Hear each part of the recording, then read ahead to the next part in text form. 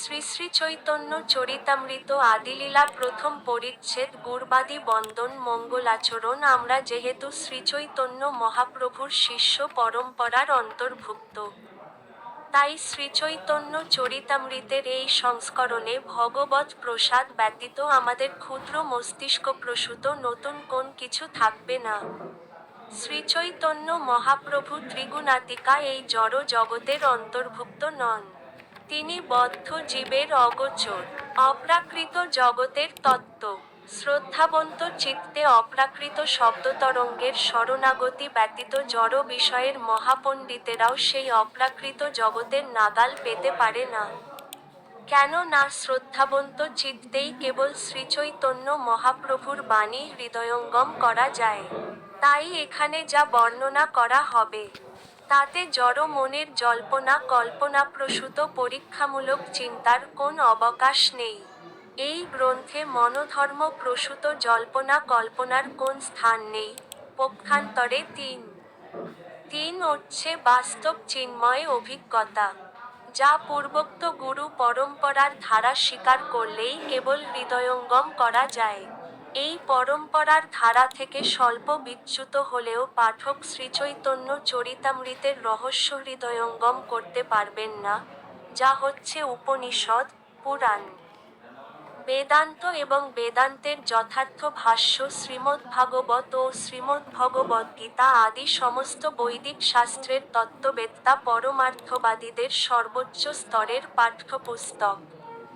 শ্রীচৈতন্য চরিতামৃতের এই সংস্করণটি তাদের উদ্দেশ্যেই সমর্পণ করা হয়েছে, যারা হচ্ছেন পরমতত্ত্বের অন্বেষণকারী আদর্শ জ্ঞানী ও গুণী পণ্ডিত। এটি মনোধর্মীদের অহমিকা প্রসূত পাণ্ডিত্য নয়। পক্ষান্তরে এটি হচ্ছে পূর্বতন আচার্যদের আদেশ শিরোধার্য করে তাদের সেবা করার এক বিনীত প্রচেষ্টা। কারণ তাদের সেবা করাই হচ্ছে আমাদের জীবনের যথার্থ উদ্দেশ্য। এই গ্রন্থটি ভগবৎ কৃপায় প্রকাশিত শাস্ত্রসমূহ থেকে একটুও পৃথক নয়।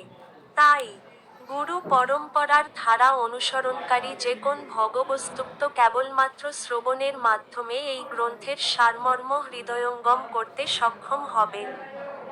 শ্রীচৈতন্য চরিতামৃতের প্রথম পরিচ্ছেদটি শুরু হয়েছে 14টি সংস্কৃত শ্লোক দিয়ে, যেগুলির মাধ্যমে পরম তত্ত্বের বর্ণনা করা হয়েছে।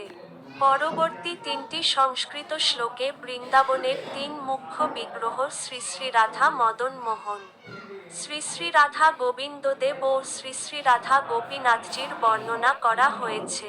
প্রথম 14টি শ্লোকের প্রথমটি হচ্ছে পরম তত্ত্বের প্রতীক প্রকাশ এবং প্রকৃতপক্ষে সম্পূর্ণ প্রথম পরিচ্ছেদটি এই একটি শ্লোকে উৎসর্গীকৃত হয়েছে, যাতে শ্রীচৈতন্য মহাপ্রভুর 6টি অপ্রাকৃত তত্ত্বে প্রকাশিত হওয়ার বর্ণনা রয়েছে। তার প্রথম প্রকাশকে শ্রীগুরুদেব রূপে বর্ণনা করা হয়েছে, যিনি দীক্ষাগুরু ও শিক্ষাগুরু রূপে আবির্ভূত হন। তারা উভয়েই অভিন্ন, কেন না তারা উভয়েই হচ্ছেন পরম তত্ত্বের প্রকাশ। তারপর ভগবদ্ ভক্তদের বর্ণনা করা হয়েছে। ভক্ত 2 প্রকারের, সাধক ভক্ত ও ভগবৎ পার্ষদ। তারপর ভগবানের অবতার, যাদের ভগবানের থেকে অভিন্ন বলে বর্ণনা করা হয়েছে। এই অবতারদের আবার 3টি শ্রেণীতে বিভক্ত করা হয়েছে: অংশ অবতার, গুণ অবতার ও শক্তাবেশ অবতার। এই সূত্রে পরমেশ্বর ভগবান শ্রীকৃষ্ণের স্বরূপ প্রকাশ এবং তার অপ্রাকৃত লীলা বিলাসের উদ্দেশ্যে ভিন্নরূপে বিলাস বিগ্রহ প্রকাশের বর্ণনা করা হয়েছে। তারপর ভগবানের শক্তির আলোচনা করা হয়েছে। ভগবানের এই শক্তি 3 প্রকার: বৈকুণ্ঠের লক্ষ্মী, দ্বারকার মহিষী এবং তাদের মধ্যে সর্বোত্তম ব্রজধামের গোপিকারা। চরমে হচ্ছেন পরমেশ্বর ভগবান স্বয়ং, যিনি এই সমস্ত প্রকাশের মূল উৎস। পরমেশ্বর ভগবান শ্রীকৃষ্ণ ও তার অংশ প্রকাশসমূহ সবই ভগবানের সমপর্যায়ভুক্ত এবং শক্তিমান পরম তত্ত্ব, কিন্তু তার ভক্তরা, তার নিত্য পার্যদেরা হচ্ছেন তার শক্তি। শক্তি এবং শক্তিমান মূলত এক হলেও যেহেতু তাদের কার্যকলাপ ভিন্নভাবে প্রদর্শিত হয়, তাই তারা যুগপৎ ভিন্ন। এভাবেই পরম তত্ত্ব একই তত্ত্বে বৈচিত্র্যরূপে প্রকাশিত হন। বেদান্ত সূত্র অনুসারে এই দার্শনিক তত্ত্বকে বলা হয় অচিন্ত্য ভেদাভেদ তত্ত্ব বা যুগপৎ ভিন্ন ও অভিন্ন তত্ত্ব। এই পরিচ্ছেদের শেষ দিকে উপরোক্ত সবিশেষ তত্ত্বের পরিপ্রেক্ষিতে শ্রীচৈতন্য মহাপ্রভু ও শ্রীনিত্যানন্দ প্রভুর অপ্রাকৃত স্থিতি বর্ণনা করা হয়েছে। শ্লোক 1।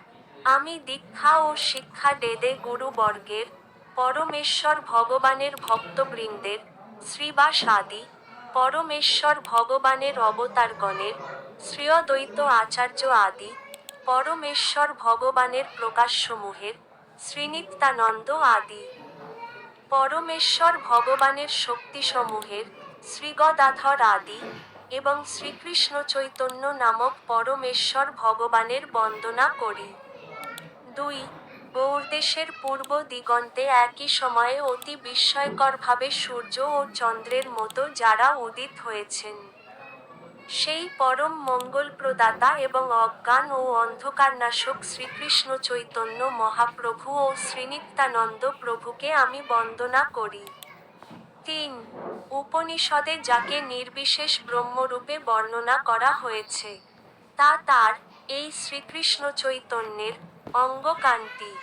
যোগশাস্ত্রে যোগীরা যে পুরুষকে অন্তর্যামী পরমাত্মা বলেন, তিনিও তারই। তুমি কেন বদলাও না? 4. পূর্বে বহুকাল পর্যন্ত যা অর্পিত হয়নি এবং উন্নত ও উজ্জ্বল রসময়ী নিজের ভক্তিসম্পদ দান করার জন্য যিনি করুণাবশত কলিযুগে অবতীর্ণ হয়েছেন, যিনি স্বর্ণ থেকেও সুন্দর দ্যুতিসমূহ দ্বারা সমুদ্ভাসিত, সেই শচীনন্দন শ্রীহরি সর্বদা তোমাদের হৃদয় কন্দরে স্ফুরিত হন। 5. শ্রীরাধিকা শ্রীকৃষ্ণের প্রণয়ের বিকার স্বরূপা। সুতরাং শ্রীমতী রাধারানী শ্রীকৃষ্ণের লাদিনী শক্তি। এই জন্য শ্রীমতী রাধারানী ও শ্রীকৃষ্ণ একাত্মা হলেও তারা অনাদিকাল থেকে গোলকে পৃথক দেহ ধারণ করে আছেন। এখন সেই দুই চিন্ময় দেহ পুনরায় একত্রে যুক্ত হয়ে শ্রীকৃষ্ণ চৈতন্য নামে প্রকট হয়েছেন। শ্রীমতী রাধারানীর এই ভাব ও কান্তিযুক্ত শ্রীকৃষ্ণস্বরূপ শ্রীকৃষ্ণ চৈতন্যকে আমি প্রণতি নিবেদন করি। 6. শ্রীরাধার প্রেমের মহিমা কি রকম? ওই প্রেমের দ্বারা শ্রীরাধা আমার যে অদ্ভুত মাধুর্য আস্বাদন করেন, সেই মাধুর্যই বা কি রকম এবং আমার মাধুর্য আস্বাদন করে শ্রীরাধা যে সুখ অনুভব করেন, সেই সুখই বা কি রকম? এই সমস্ত বিষয়ে লোভ জন্মানোর ফলে শ্রীরাধার ভাবযুক্ত হয়ে শ্রীকৃষ্ণরূপ চন্দ্র শচীগর্ভ সিন্ধুতে আবির্ভূত হয়েছেন। 7. সংকর্ষণ। কারণোদকশায়ী বিষ্ণু, গর্ভোদকশায়ী বিষ্ণু, ক্ষীরোদকশায়ী বিষ্ণু ও অনন্তদেব যার অংশ ও কলা, সেই শ্রীনিত্যানন্দ নামক বলরাম আমার আশ্রয় হন। 8. মায়াতীত, সর্বব্যাপক বৈকুণ্ঠলোকে বাসুদেব, সংকর্ষণ। প্রদ্যুম্ন ও অনিরুদ্ধ এই পূর্ণ ঐশ্বর্য সমন্বিত চতুর্ভুজের মধ্যে যিনি সংকর্ষণরূপে বিরাজমান, সেই নিত্যানন্দ স্বরূপ বলরামের শ্রীচরণ কমলে আমি প্রপত্তি করি। 9. ব্রহ্মাণ্ডসমূহের আশ্রয়রূপ এবং মায়াশক্তির অধীশ্বর কারণ সমুদ্রে শায়িত আদিপুরুষ কারণোদকশায়ী বিষ্ণু যার এক অংশ, সেই শ্রীনিত্যানন্দ রূপী বলরামের শ্রীচরণ কমলে আমি প্রপত্তি করি। 10. যার নাভিপদ্মের নাল লোকস্রষ্টা ব্রহ্মার সূতিকাধাম ও লোকসমূহের বিশ্রামস্থান, সেই গর্ভোদকশায়ী বিষ্ণু যার অংশের অংশ, সেই শ্রীনিত্যানন্দ রামকে আমি সশ্রদ্ধ প্রণতি নিবেদন করি। 11. যার অংশাতি অংশের অংশ হচ্ছেন ক্ষীরসমুদ্রে শায়িত ক্ষীরোদকশায়ী বিষ্ণু, সেই ক্ষীরোদকশায়ী বিষ্ণু হচ্ছেন সমস্ত জীবের হৃদয়ে বিরাজমান পরমাত্মা ও সমস্ত ব্রহ্মাণ্ডের পালনকর্তা এবং পৃথিবী ধারণকারী শেষনাগ হচ্ছেন যার কলা, সেই শ্রীনিত্যানন্দরূপী বলরামের শ্রীচরণ কমলে আমি প্রপত্তি করি। 12. যে মহাবিষ্ণু মায়াশক্তির দ্বারা এই জগৎকে সৃষ্টি করেন, তিনি জড় জগতের সৃষ্টিকর্তা। শ্রী অদ্বৈত আচার্য ঈশ্বর তারই অবতার। 13 ভগবান শ্রীহরি থেকে অভিন্ন তত্ত্ব বলে তার নাম অদ্বৈত এবং ভক্তিতত্ত্ব শিক্ষা দেন বলে তিনি আচার্য নামে খ্যাত। সেই ভক্তাবতার অদ্বৈতাচার্য ঈশ্বরকে আমি আশ্রয় করি। 14 ভক্তরূপ, ভক্তস্বরূপ, ভক্তাবতার, ভক্ত ও দত্তশক্তি এই পঞ্চতত্ত্বাত্মক শ্রীকৃষ্ণকে প্রণতি নিবেদন করি। 15 আমি পঙ্গু ও মন্দমতি, যারা আমার একমাত্র গতি, যাদের পাদপদ্ম আমার সর্বসাধন, সেই পরম কৃপালু রাধা মদনমোহন জয়যুক্ত হন। 16 জ্যোতির্ময় শোভাবিশিষ্ট বৃন্দাবনের অরণ্যে কল্পবৃক্ষতলে রত্ন মন্দিরস্থ সিংহাসনের উপরে উপবিষ্ট শ্রী শ্রী রাধা গোবিন্দ তাদের অন্তরঙ্গ পার্যদবৃন্দ, সখীগণ কর্তৃক সেবিত হচ্ছেন। আমি তাদের স্মরণ করি।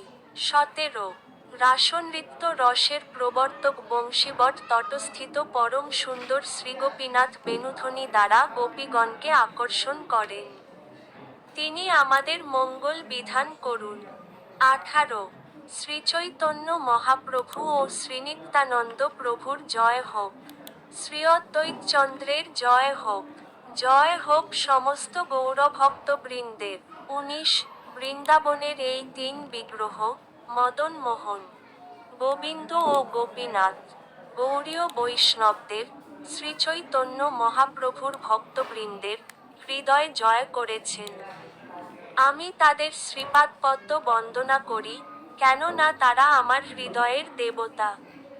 20 এই গ্রন্থ রচনার প্রারম্ভে আমি শ্রীগুরুদেব, বৈষ্ণববৃন্দ ও পরমেশ্বর ভগবানের স্মরণের মাধ্যমে মঙ্গলাচরণ করছি। 21 এই তিন বিগ্রহের স্মরণে সমস্ত বিঘ্ন দূর হয় এবং অনায়াসে নিজের মনোবাঞ্ছা পূর্ণ হয়। 22 এই মঙ্গলাচরণ হচ্ছে তিন প্রকার তত্ত্ববস্তু সম্বন্ধে নির্দেশ, আশীর্বাদ ও সশ্রদ্ধ প্রণাম। 23 প্রথম দুটি শ্লোকের মাধ্যমে ইষ্টদেবকে সাধারণভাবে ও বিশেষভাবে প্রণতি নিবেদন করা হয়েছে। 24 তৃতীয় শ্লোকে পরম তত্ত্ববস্তু সম্বন্ধে নির্দেশ প্রদান করা হয়েছে। এই বর্ণনার মাধ্যমে পরম তত্ত্বকে দর্শন করা যায়। 25 সকলের জন্য শ্রীকৃষ্ণ চৈতন্য মহাপ্রভুর আশীর্বাদ প্রার্থনা করে। চতুর্থ শ্লোকে আমি সমগ্র জগতের প্রতি ভগবানের করুণার কথা বর্ণনা করেছি। 26 সেই শ্লোকে আমি শ্রীচৈতন্য মহাপ্রভুর অবতরণের বাহ্য কারণ বর্ণনা করেছি, কিন্তু পঞ্চ ও ষষ্ঠ শ্লোকে তার অবতরণের মুখ্য কারণ বিশ্লেষণ করেছি।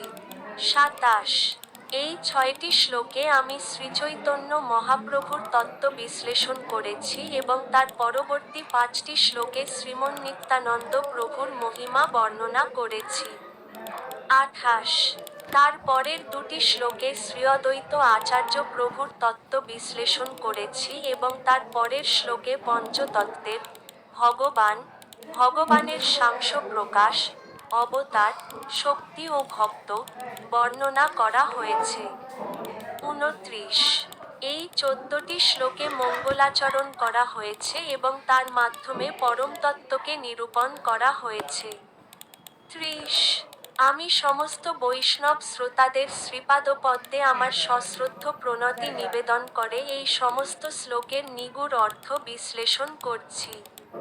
31 আমি সমস্ত বৈষ্ণব পাঠককে অনুরোধ করছি, তারা যেন একাগ্র চিত্তে শ্রীকৃষ্ণ চৈতন্য সম্বন্ধে শাস্ত্রে নিরূপিত এই সমস্ত মতামত পাঠ করেন এবং শ্রবণ করেন। 32 শ্রীকৃষ্ণ, গুরুদেব, ভক্ত, শক্তি, অবতার ও অংশ প্রকাশ এই 6টি রূপে ভগবান শ্রীকৃষ্ণ তার লীলাবিলাস করেন। এই 6টি তত্ত্বই এক। 33 আমি সর্বপ্রথমে এই 6 তত্ত্বের শ্রীপাদপদ্ম বন্দনা করি এবং তাদের শুভ আশীর্বাদ প্রার্থনা করে মঙ্গলাচরণ করি।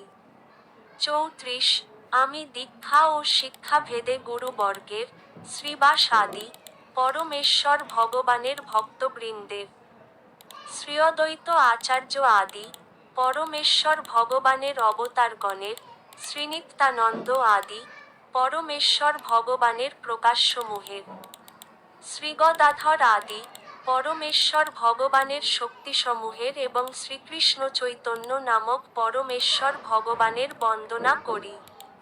৩৫ মন্ত্রগুরু ও সমস্ত শিক্ষাগুরুর শ্রীপাদপদ্মে আমি সর্বপ্রথমে আমার সশ্রদ্ধ প্রণতি নিবেদন করি। ৩৬ আমার শিক্ষাগুরু হচ্ছেন শ্রীরূপ গোস্বামী, শ্রী সনাতন গোস্বামী, শ্রীরঘুনাথ ভট্ট গোস্বামী, শ্রীজীব গোস্বামী, শ্রীগোপাল ভট্ট গোস্বামী ও শ্রীরঘুনাথ দাস গোস্বামী। ৩৭ এই ৬ জন হচ্ছেন আমার শিক্ষাগুরু এবং তাই তাদের শ্রীপাদপদ্মে আমি আমার অনন্ত কোটি প্রণতি নিবেদন করি। ৩৮ ভগবানের অসংখ্য ভক্ত রয়েছেন এবং তাদের মধ্যে শ্রীবাস ঠাকুর হচ্ছেন প্রধান। আমি তাদের সকলের পাদপদ্মে আমার সহস্র প্রণতি নিবেদন করি। ৩৯ অদ্বৈত আচার্য হচ্ছেন ভগবানের অংশ অবতার। আমি তার শ্রীপাদপদ্মে অনন্ত কোটি প্রণতি নিবেদন করি। ৪০ শ্রীমন নিত্যানন্দ রায় হচ্ছেন ভগবানের স্বরূপ প্রকাশ। আমি তার দ্বারা দীক্ষিত হয়েছি, তাই আমি তার শ্রীপাদপদ্মের বন্দনা করি। ৪১ ভগবানের অন্তরঙ্গা শক্তিদের শ্রীপাদপদ্মে আমি শত সহস্র প্রণতি নিবেদন করি, যাদের মধ্যে শ্রীগদাধর প্রভু হচ্ছেন প্রধান। ৪২ শ্রীকৃষ্ণ চৈতন্য মহাপ্রভু হচ্ছেন স্বয়ং ভগবান এবং তাই তার শ্রীপাদপদ্মে আমি আমার অনন্ত কোটি প্রণাম নিবেদন করি। ৪৩ সমস্ত পার্ষদসহ ভগবানের শ্রীপাদপদ্মে আমার প্রণতি নিবেদন করে। আমি এখন এই ৬ তত্ত্বের বিচারপূর্বক ব্যাখ্যা করার চেষ্টা করব। ৪৫ যদিও আমি জানি যে আমার গুরুদেব হচ্ছেন শ্রীচৈতন্য মহাপ্রভুর দাস, তবুও তিনি হচ্ছেন শ্রীচৈতন্য মহাপ্রভুর প্রকাশ। ৪৫ শাস্ত্রের প্রমাণ অনুসারে শ্রীগুরুদেব শ্রীকৃষ্ণ থেকে অভিন্ন। গুরুরূপে শ্রীকৃষ্ণ তার ভক্তদের কৃপাপূর্বক উদ্ধার করেন।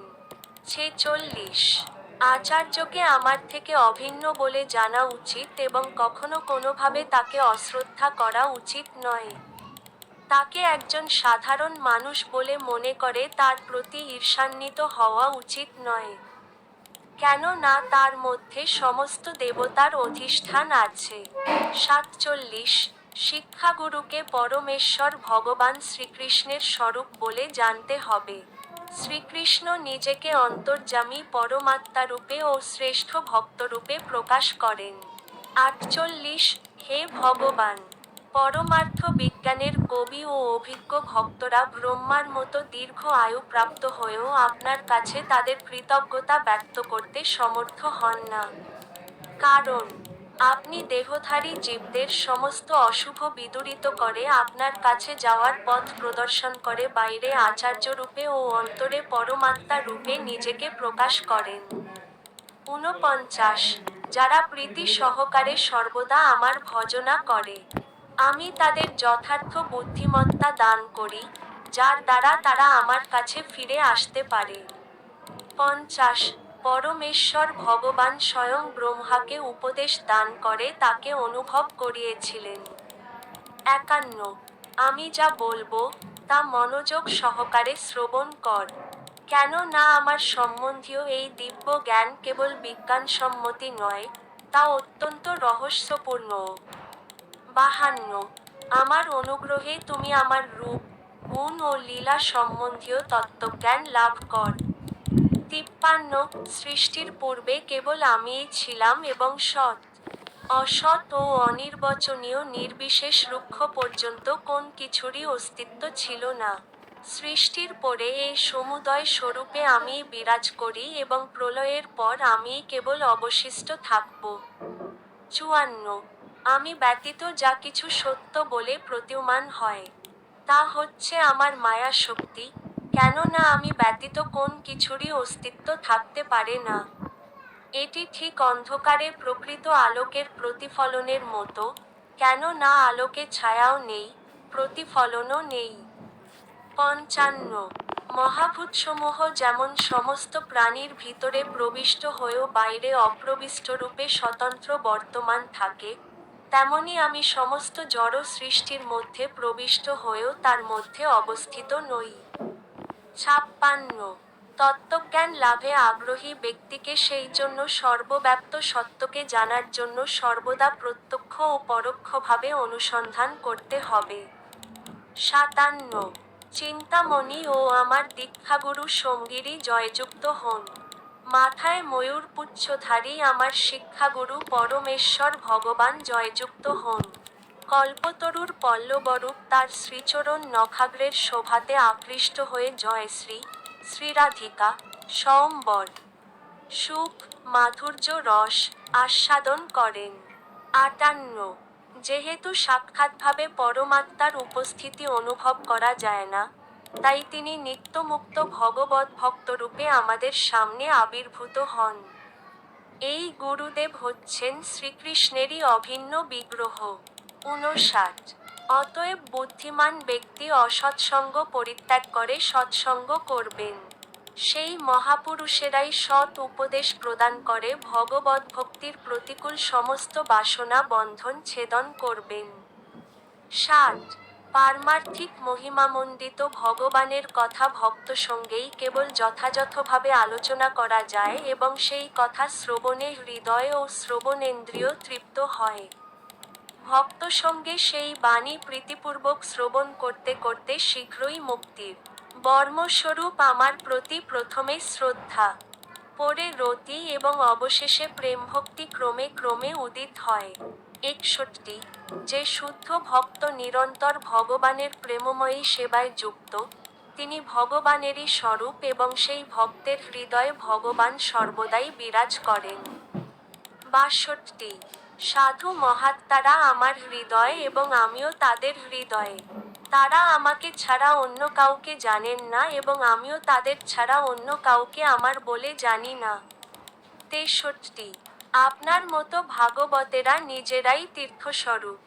তাদের পবিত্রতার জন্য ভগবান সর্বদা তাদের হৃদয়ে অবস্থান করেন এবং তাই তারা পাপীগণের পাপ দ্বারা মলিন তীর্থস্থানগুলিকে পবিত্র করেন। ৬৪ দুই শ্রেণীর শুদ্ধ ভক্ত রয়েছেন, ভগবানের নিত্য পার্ষদ ও সাধক ভক্ত। ৬৫ ভগবানের অবতার তিন প্রকার: অংশ অবতার, গুণ অবতার ও শক্তাবেশ অবতার। ৬৫-৬৬ পুরুষ অবতার ও মৎস্য আদি অবতারেরা হচ্ছেন ভগবানের অংশ অবতারের দৃষ্টান্ত।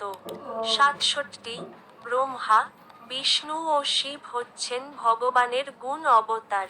আর শক্তাবেশ অবতার হচ্ছেন সনক, সনন্দ, সনাতন ও সনকুমার, এই চতুষ্ষণ।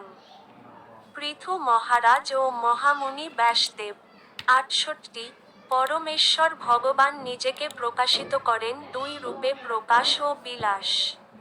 ৬৯-৭০ পরমেশ্বর ভগবান যখন অভিন্ন রূপে নিজেকে বহুভাবে প্রকাশ করেন, তখন সেই সমস্ত রূপকে বলা হয় প্রকাশ বিগ্রহ। যেমন ১৬,০০০ মহিষীকে বিবাহ করার সময়ে এবং রাসনৃত্যের সময়ে তিনি নিজেকে একই রূপে বহুগুণে প্রকাশ করেছিলেন। ৭১ এটি পরম আশ্চর্যজনক যে, ভগবান শ্রীকৃষ্ণ এক এবং অদ্বিতীয় হওয়া সত্ত্বেও নিজেকে ১৬,০০০ একই রূপে প্রকাশ করে ১৬,০০০ মহিষীকে তাদের নিজ নিজ প্রাসাদে বিবাহ করেছিলেন। ৭২ যোগেশ্বর শ্রীকৃষ্ণ তার অচিন্ত্য শক্তি বলে প্রতি দুজন গোপিকার মধ্যে তার এক একটি মূর্তি প্রকাশ করে গোপীমণ্ডল পরিশোভিত হয়ে রাসোৎসবে নৃত্য করেছিলেন। ৭৩-৭৪ এভাবেই যখন গোপিকারা ও শ্রীকৃষ্ণ রাসনৃত্যে মিলিত হয়েছিলেন, তখন প্রতিটি গোপিকা অনুভব করেছিলেন যে, গভীর অনুরাগে কণ্ঠ ধারণপূর্বক শ্রীকৃষ্ণ যেন কেবল তাকেই আলিঙ্গন করছেন। ভগবানের এই অতি অদ্ভুত লীলা দর্শন করার জন্য স্বর্গের দেবতারা সস্ত্রীক শত শত বিমানে করে গভীর ঔৎসুক্য সহকারে গগনপথে এসে উপস্থিত হয়েছিলেন। তারা পুষ্পবৃষ্টি বর্ষণ করেছিলেন এবং অত্যন্ত মধুর স্বরে দুন্দুভি বাদ্য বাজিয়েছিলেন। ৭৫ একই রূপের অসংখ্য বিগ্রহ যখন অভিন্নভাবে একই সময়ে প্রকাশিত, ভগবানের সেই প্রকাশকে বলা হয় প্রকাশ বিগ্রহ।